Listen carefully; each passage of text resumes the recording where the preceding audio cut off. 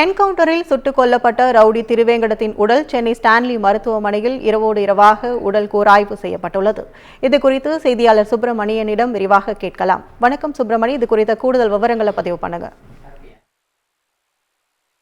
பகுஜன் சமாஜ் கட்சியுடைய மாநில தலைவர் ஆம்ஸ்டாங் கொலை செய்யப்பட்ட வழக்கில் ரவுடி திருவேங்கடம் என்பவர் என்கவுண்டர் செய்யப்பட்டார்.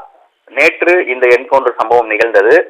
என்கவுண்டரில் இறந்து போன திருவேங்கடத்துடைய உடல் பிரேத பரிசோதனைக்காக ஸ்டான்லி அரசு மருத்துவமனையில் வைக்கப்பட்டிருந்தது.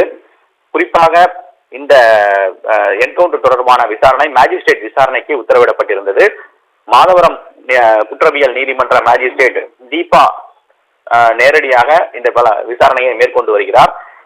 இந்த நிலையில் இரவோடு இரவாக திருவேங்கடத்துடைய உடற்கூராய்வு செய்யப்பட்டிருக்கிறது. நேற்று இரவு மேஜிஸ்ட்ரேட் ஸ்டான்லி அரசு மருத்துவமனைக்கு வந்து உடலை ஆய்வு செய்தார். அதன் பிறகு திருவேங்கடத்துடைய தந்தை கண்ணன், சகோதரி முனியம்மாள் ஆகியோரிடம் தனித்தனியாக விசாரணை நடத்தினார்கள்.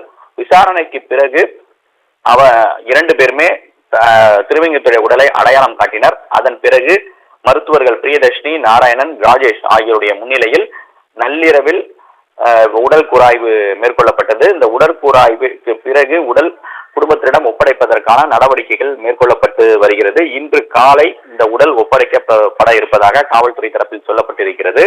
இரவோடு இரவாக இந்த பிரேத பரிசோதனை என்பது நடத்தப்பட்டிருக்கிறது. வீடியோ பதிவும் செய்யப்பட்டிருப்பதாக கூறப்படுகிறது.